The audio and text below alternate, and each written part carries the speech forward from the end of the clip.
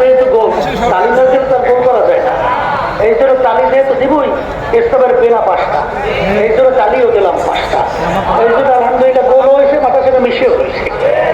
যারা নাকি হামেশা তুমি মাথায় রাখে, এই হামেশা বলতে ঘুমের মধ্যে রাখা দরকার নেই আমার বাকি যারা সবসময় চলাফেরা রাস্তাঘাটে আমাদের সরকার তুমি মাথায় রাখেন, এই কারা কারা হাতু যান আল্লাহ মাশাআল্লাহ আলহামদুলিল্লাহ সম্মানে উঠান আলহামদুলিল্লাহ রাখেন।